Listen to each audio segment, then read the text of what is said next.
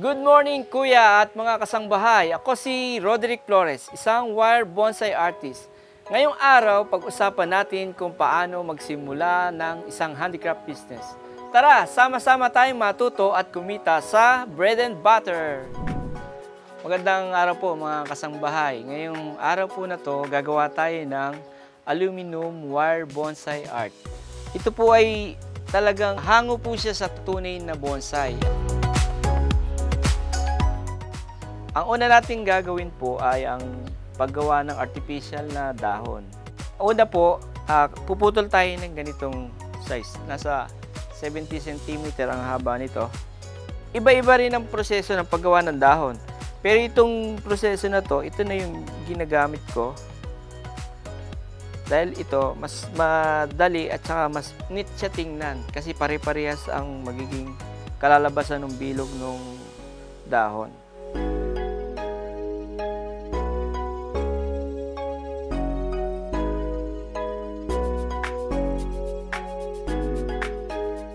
Para sa gagawin naman natin puno ng wire bonsai, ito po ang paraan. Ayan. Kailangan maging mahigpit yung ating pag-twist. Dahil pagka hindi siya mahigpit, kakalas yung. Ayan, iyan ang magiging puno natin. Ayan. Ito pong paraan na to, ang paggawa po nito ay hinahalo po siya ng epoxy resin, yung pinaka-base niya. Tapos gumagamit tayo ng mga stone, tsaka itong aluminum wire. Ito po yung mismong puno ng ating wire bonsai. Ito po, ganito po ang unang proseso. Ipoporma natin yung puno ng bonsai na gusto nating design. Ayan po, parang kumbaga sa totoong bonsai, magba-branch selection tayo. Sa branch selection naman, hindi naman siya kailangan na may bilang. Yun lang mga pinakasangan niya, ayun, bibilangin mo. Yung pinaka-strand nung mismong sanga. Pero yung mismong sanga, wala naman siyang bilang. Sa paglalagay naman po ng dahon, depende naman po sa gumagawa. Meron po kasi nag-uumpisa sa baba, pero ako mas prepare ko na gumawa sa taas ako mag-umpisa. Dahil mas conveniente sa akin na maglagay dito sa itaas. Pero may mapapanood kayo na ang ginagawa nila dito nag-uumpisa sa baba.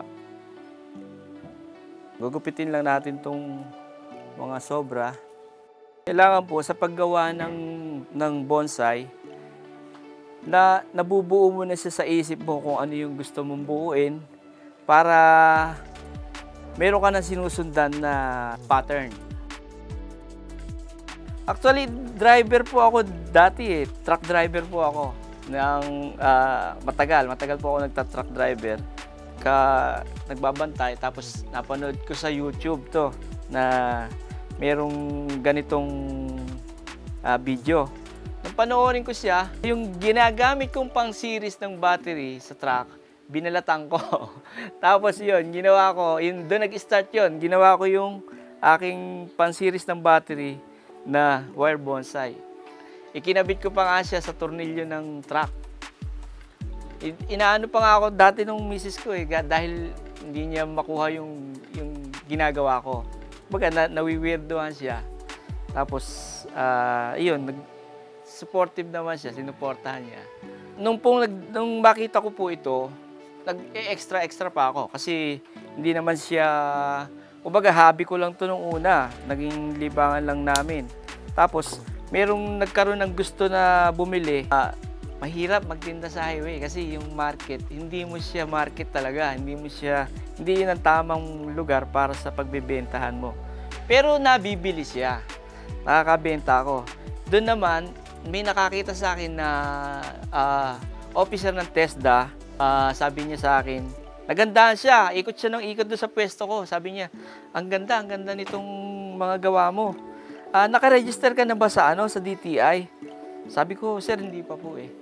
Dapat ipa-register mo yan kasi magaganda mo, mayroon ka makukuha mga assistance tsaka mga tulong ni DTI na pwedeng maituro sa'yo. So yun, nag-register kami kay DTI ng regional. Tinitingnan natin kung ano na ba yung existing products nila, kung sila ay existing entrepreneurs na. Then tinitingnan natin kung ano yung mga pwede pang i-improve sa kanilang produkto. Kaya after nila na magawa yung design, pinopromote naman natin yan. Magma-market testing tayo sa pamamagitan ng pagsali sa mga trade fairs. Kung ang produkto po natin ay mga home decors na medyo matataas po yung level ng creativity na ginamit natin, syempre po mas mataas ang presyo niyan, ibebenta po natin yan sa tamang market channel. Dapat din po ay siguraduhin natin na mayroon po tayong available na raw material sa produkto na naisip natin. Mahirap po kasi na kung kailan mayroon na tayong mga orders or may established buyers na, ay magkakaproblema po tayo sa mga raw materials. Kaya dapat po siguraduhin natin na mayroong enough supply ng raw materials. Ang DTI po ay nagkakaloob ng mga serbisyo na yan na wala pong bayad, libre. Yun na yung naging hatian namin. Ako sa orders, ako sa client sa lista kung ano-ano yung mga pagkakasunod-sunod ng, halimbawa may magpapa-customize po. Yung do nun, kailangan, mai-record ko siya. Yun na nga nung una ako ang nag-criticize nung gawa niya. Pero ngayon, syempre #1 supporter ako. Mga kasangbahay, palagi po natin tatandaan na sa pagninegosyo, kapag may tiyaga ay may pagpapala.